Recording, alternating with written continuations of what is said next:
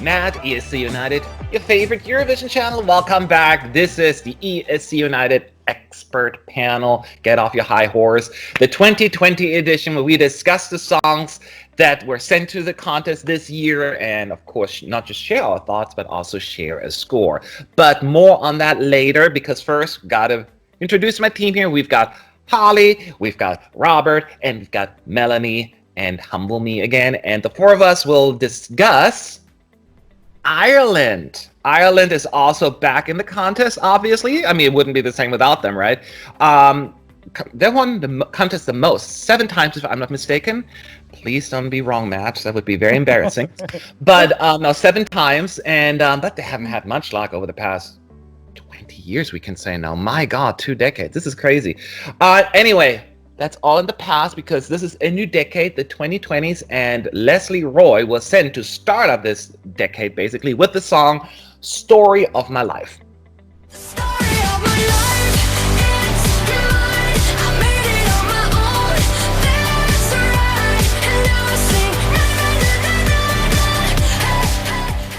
All right. I'm sure there are lots of opinion about that one. Let's find out if they're good or bad. Robert, I'd love to hear from you. Please tell me, what do you think of the Irish song? Love is what you're going to hear from me. We're going to start off with a good opinion. I absolutely adore this Irish entry. From the very first note, it is screaming something. I don't know what it is exactly, but it absolutely hits me spot on. I don't like making celebrity comparisons. I say that and then I end up doing it. But it is like that kind of, that early Kelly Clarkson, maybe Katy Perry kind of vibe. It is that infectious catchiness about the song that I completely live for. The beat in the background is dragging you all the way through the song. The chorus is explosive and fun. It's fabulous. It's such a party hit for me. It's very much like it's Eurovision. It's fun. It's uplifting. It's happy. I mean, sure, obviously, I'm comparing it to singers, 10 years ago, maybe even further back. But some things just don't go out of fashion. Happiness, joy, these are all things we want right now. I mean, anytime. You can just hear the audience potentially that have been singing along with the na-na-na-na-na-nas, and it's just, oh, come on.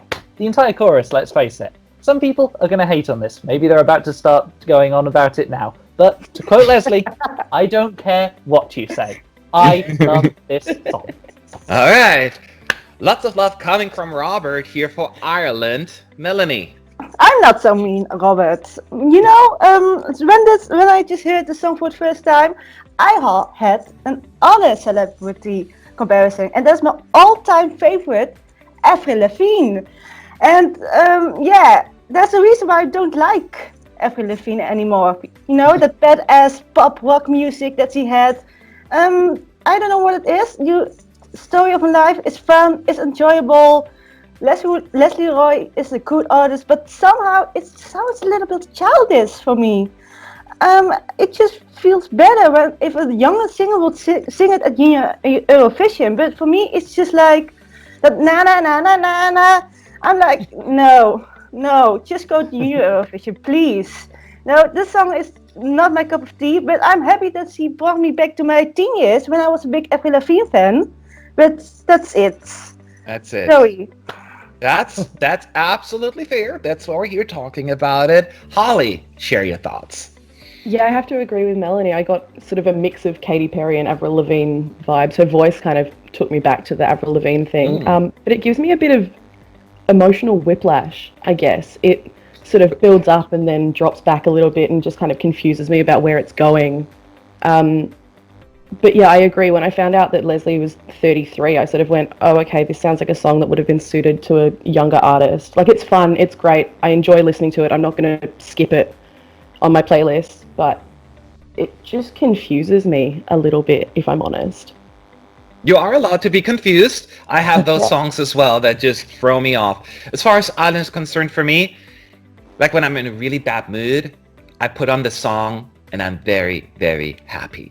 And when the song is over or I have to stop it, I'm back to being very, very sad. It's just the kind of song, it's like, even if I try to be sad, it won't allow you to me. It's like, it brings so much joy to my heart.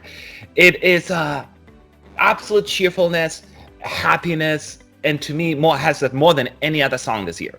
And Robert is absolutely right. We try not to always make those comparisons, but you can't help it. It reminds me of Kelly Clarkson as well, and I loved the heck out of that album when it came out. So I'm biased towards that. I totally get it.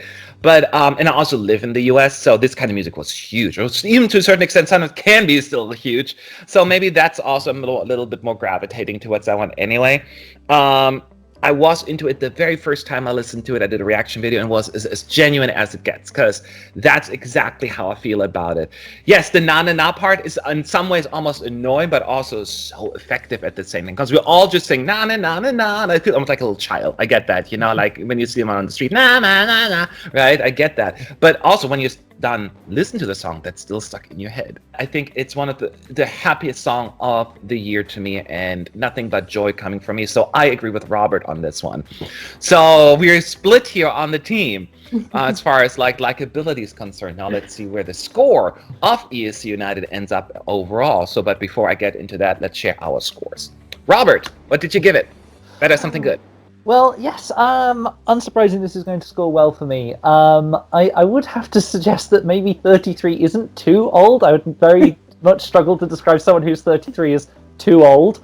Wouldn't you, Matt? But it's certainly a song that I absolutely adore. It brings so many happy memories. As Matt says, it's one of those songs that just makes you happy whether you like it or not.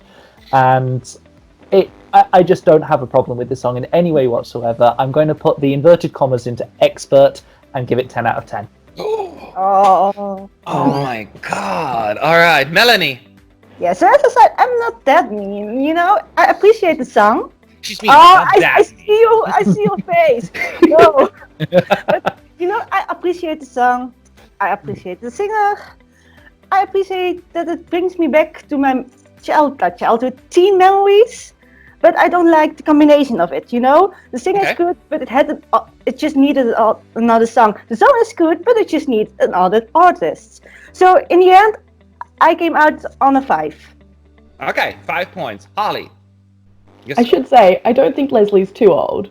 I just think the whole na na na na na childish thing reads as, you know, better for a younger artist. I want to love it. It's got all the elements that I think I should love, but I just don't. So I gave it a 6. All right. And no, I agree. It's not too old, but also, I mean, you do have a point. Like, imagine like Russia 2012 performed by 5 or 6 20-year-old girls singing "Party for Everybody Dance." Do you know what I mean? Like in skimpy outfits and all that stuff. It would have felt like slightly odd, right? It wouldn't have worked. So I get, you know, certain song, I get what you're trying to say. So I let that go. No, but my score is, I would have agreed with Robert now, but the votes were locked in at some point. I would have given it a 10. Now I gave it a 9.5. So close, because I did the na thing initially, subtracted half a point, but now, if I could do it over again, I think just the joy it brings to my heart would have been worth a 10. But 9.5 is still good. So that's my score. And now it comes down to the rest of the team agreeing with Robert and I, or with Holly and Melanie. So I'm going to share with you right now, because after combining everyone's score, we arrive at 6.31. Robert, I'm upset. I'm so upset. I'm sorry, guys. I'm sorry. Why is everyone so grumpy on our team? All you grumpy people. Yeah, don't you like joy in your life? You know, what's... No, seriously. Take the score out the average. To me, that's the thing about music, you know. It doesn't... And I listened to it, like, this is also... I don't know how popular that kind of music was in Europe when it was like really big here in the United States, but it's just the kind of music that I would gravitate towards. And I don't know what else to say, but the happiness to me was so important. So I'm not surprised.